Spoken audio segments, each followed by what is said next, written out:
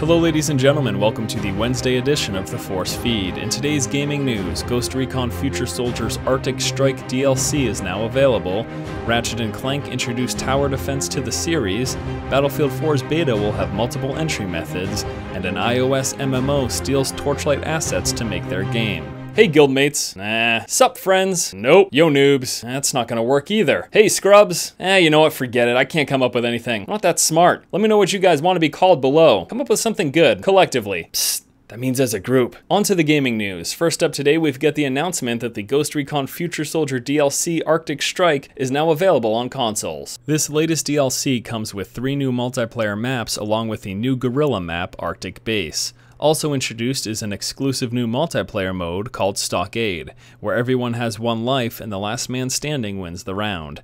Lastly, this DLC adds new weapons, achievements, and further character progression.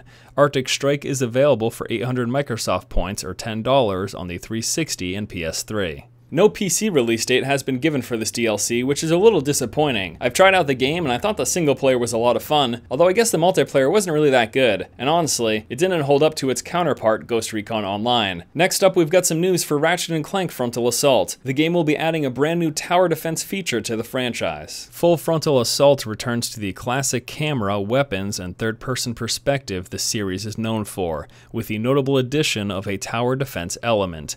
In the game, players are tasked with building and defending a base from invading waves of enemies.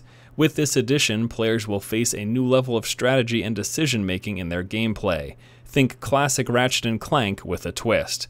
Ratchet & Clank Full Frontal Assault will be available on PSN this fall. Moving on, we have an update about Battlefield 4. I announced in yesterday's video that the game was revealed via a Medal of Honor Warfighter trailer. In the trailer, it was announced that by pre-ordering the limited edition of Warfighter, you would gain access to the Battlefield 4 beta. However, today we have learned that that is not going to be the only way to access the beta.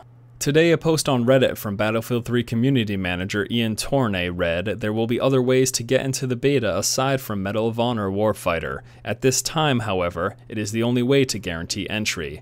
This was in response to a comment from a Battlefield fan who was concerned he would have to pay $60 for a game he didn't want just to try out Battlefield 4. It's really not all that surprising that they firstly announced access to the Battlefield 4 beta by purchasing a less popular game. That's just plain old business sense. They wouldn't tell you that there's other ways to get into the beta first, because otherwise, no one would purchase Warfighter. So with that said, everyone complaining about the pre-ordering of one game to access the beta for another game just needs to learn a little bit of patience. Other methods will be available sometime in the future. Remember when you got your lunch money stolen back in the day, or yesterday depending on who you are? It didn't feel very good, did it? Well, now you know how the developers at Runic Games feel, as several of their art assets from the Torchlight franchise have been blatantly ripped off by the iOS MMO Armed Heroes Online. Yesterday, Runic Games head Travis Baldry posted comparative images from both games on Twitter, saying that they wholesale stole most of the assets from Torchlight.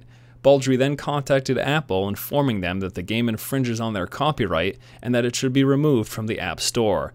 Entertainment Game Labs, the developer of Armed Heroes Online, responded with a forum post saying that nothing was stolen and many RPGs share similar art styles and creature types. Yeah, that's true, except for the fact that these are blatantly ripped off. I mean, look at this. They are almost exactly the same. This isn't a misconception or a coincidence. These are straight up stolen. Borrowing ideas from a game are one thing. In fact, it's pretty much encouraged. That's how the game industry develops. Take ideas from a prior iteration, add to it, and then make a new and improved game. But this is straight up stealing. They're taking someone's hard-earned work, throwing it into their game and selling it. That's crossing the line. And with that said, we'll be moving on to today's question of the day. My rant aside, do you guys think that these assets were actually stolen for the game, or is it merely a coincidence? And if you do believe it was stolen, what do you think should happen? Should the game be removed from the App Store? Should they have to pay Runic for the assets that they stole to put in their game? Let me know what you guys think below. Alright guildmates or noobs or scrubs or whatever you decide you want to be called, thanks so much for watching the show. If you like the content, be sure to like and favorite this video, and stay tuned tomorrow for another episode. Once again, this has been Force, and you've just been force-fed. This is ridiculous. Thievery, stolen, swiped, hijacked, lifted, poached, robbed, embezzled, burglarized. You can't get more obvious. Or could you? Hey, how's it going? Nice to meet you.